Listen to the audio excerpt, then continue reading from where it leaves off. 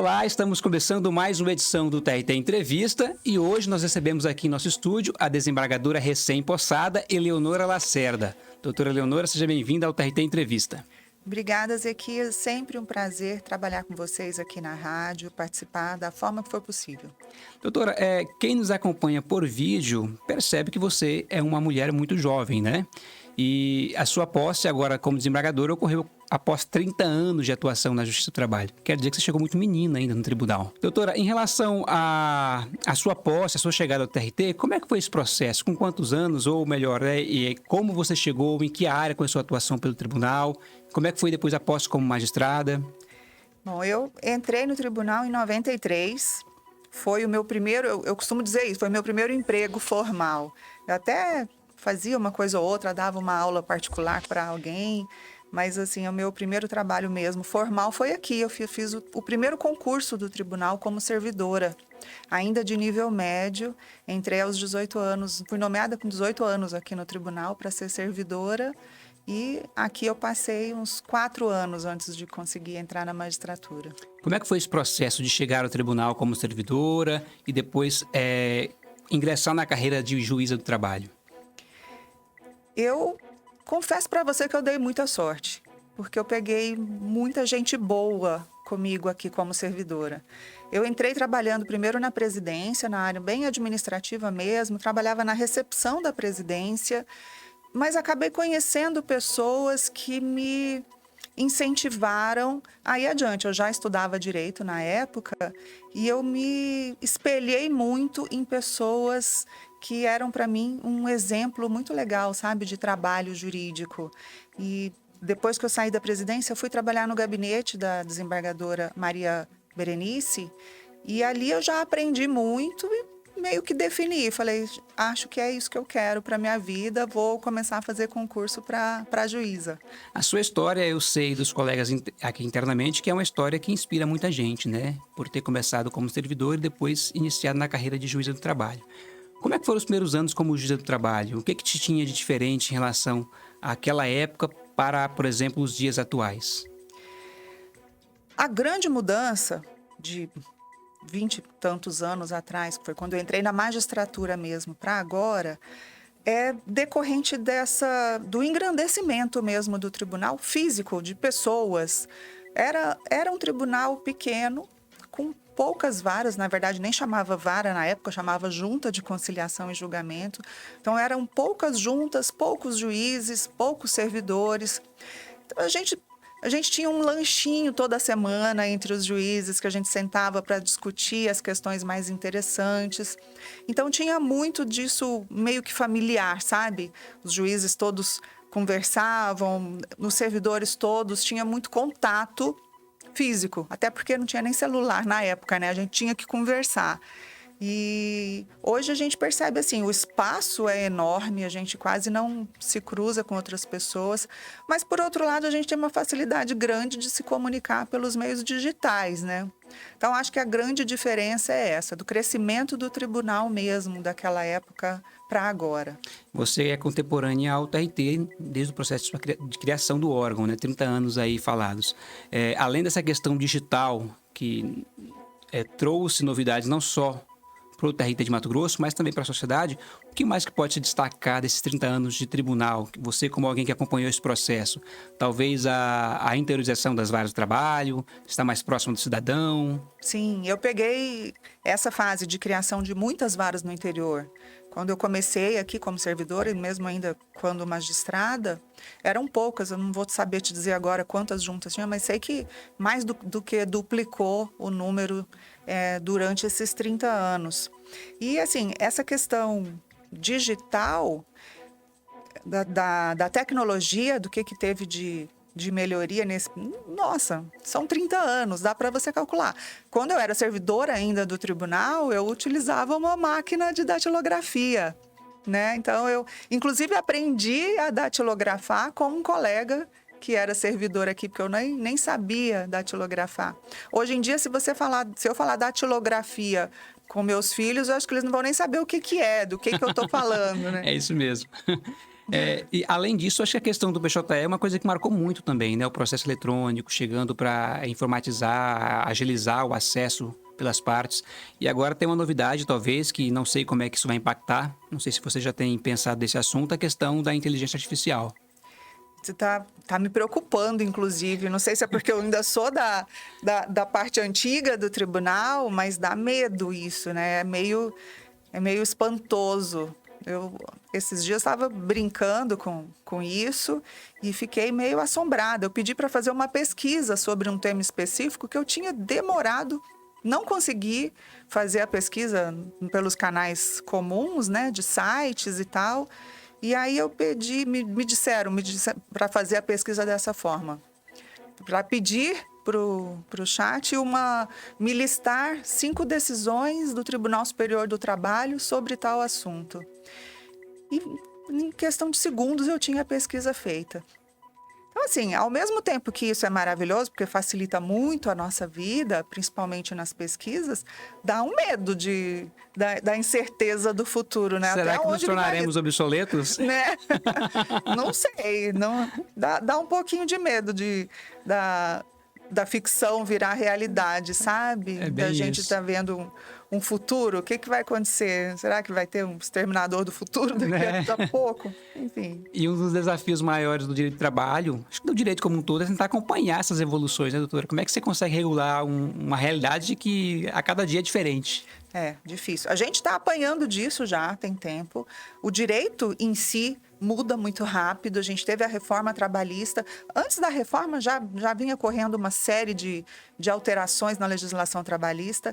Com a reforma foi algo muito impactante, teve muita mudança e depois da reforma continuaram acontecendo grandes mudanças na legislação trabalhista. A gente mal tem tempo de se atualizar. A jurisprudência não consegue se atualizar, porque estamos decidindo ainda questões que eram pré-reforma e agora a gente já tem que decidir as outras. A gente já não sabe nem o que segue, está discutindo que tipo de legislação que vai valer para cada tipo de situação. Então, é complexo. E esse é um trabalho que acaba ficando sobre incumbência do tribunal, né? Dos tribunais que regulam um pouco a matéria. Para a gente entrar um pouco nesse assunto e para que quem nos acompanha possa entender, o que muda no trabalho de um juiz quando ele é juiz de primeira instância? Você foi juíza por muito tempo de primeira instância, inclusive ficou acho que mais de 10 anos na Quinta Vara de Cuiabá, trabalho de Cuiabá, não é isso? Foi. E agora chega ao cargo de desembargadora, né? O que diferencia no trabalho do magistrado quando ele atua na primeira instância e quando ele passa a atuar no tribunal? Assim, falando de forma bem simples, para que quem não é da área jurídica consiga entender, quando existe uma ação trabalhista, quando existe um problema entre o empregado e o empregador e esse problema vem parar na justiça, o empregado entra com a ação contra o empregador para tentar receber algum direito seu que foi violado, quem decide, se não chegarem num acordo, quem decide aquela questão é o juiz, que a gente chama juiz de primeiro grau.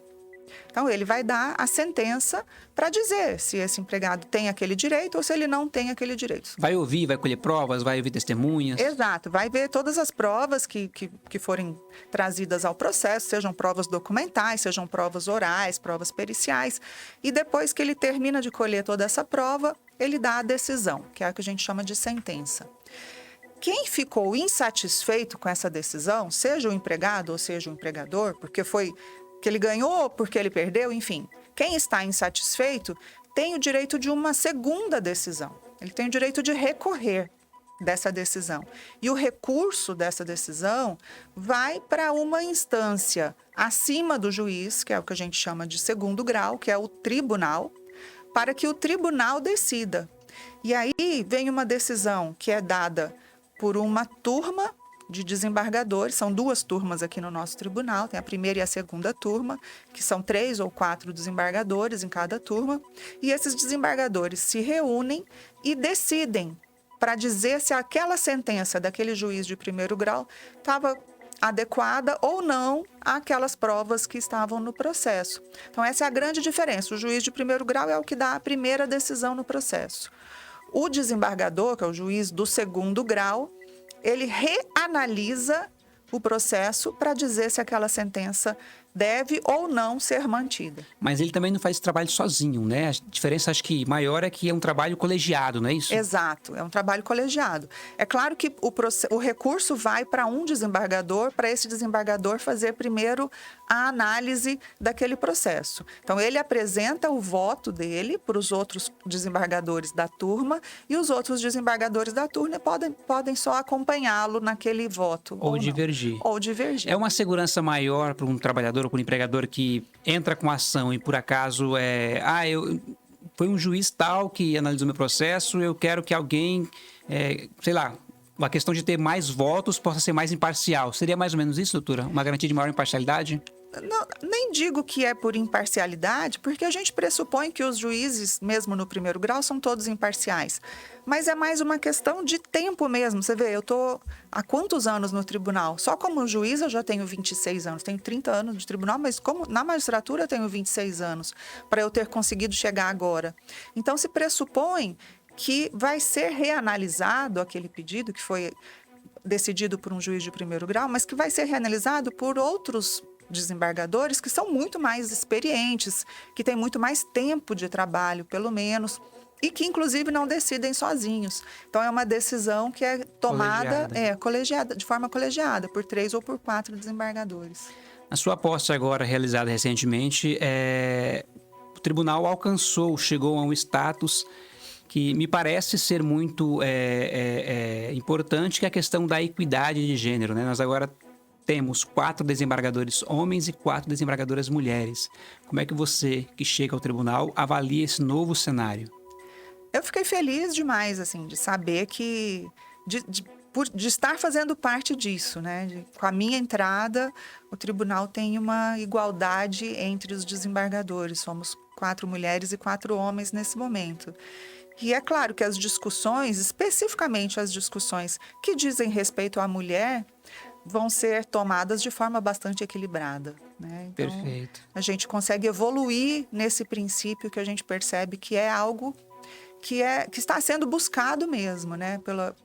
Na própria evolução da sociedade brasileira. E traz à mulher mais representatividade também. Com certeza. Doutora, sua posse foi recente agora, a sua solenidade foi realizada no tribunal. O que marcou esse dia para você? O que teve de especial nessa solenidade de posse como desembargadora do TRT de Mato Grosso? Eu fiquei extremamente feliz, foi muito emocionante. O tribunal se desdobrou para fazer essa solenidade em alguns poucos dias, foi menos de uma semana de prazo para o tribunal conseguir convidar todo mundo. E veio muita gente, eu fiquei muito feliz de ver a presença de tantos colegas, assim, da minha vida inteira, dos meus 30 anos. Estava cheio de gente ali. E eles fizeram algo que foi muito emocionante para mim, que foi trazer o coral. Sabe, o coral cantou maravilhosamente bem, meus familiares, meus amigos, todo mundo elogiando, inclusive pessoas que são da área de música mesmo, elogiaram demais. Eu fiquei sabendo, inclusive, que a nossa regente é considerada uma das melhores do Brasil, né? Olha que legal. Pois é. Então, deu um grande orgulho, assim, deles terem feito esse presente para mim na minha solenidade de posse. Tá certo, doutor. Eu quero agradecer muitíssimo sua presença aqui no TRT Entrevista. Eu que agradeço, conte comigo sempre. E quero dizer ainda mais que a doutora Leonora ela está sempre presente na TRT-FM, aqui na TRT Entrevista, na comunicação, nos dando entrevista. Primeira vez agora como desembargadora e que possamos ter esse canal aberto sempre. Sempre, estou aqui. E assim chegamos ao fim de mais um TRT Entrevista. Você pode ouvir esse bate-papo também na Rádio Agência da RT, no nosso site trt23.jus.br. Um abraço e até a próxima.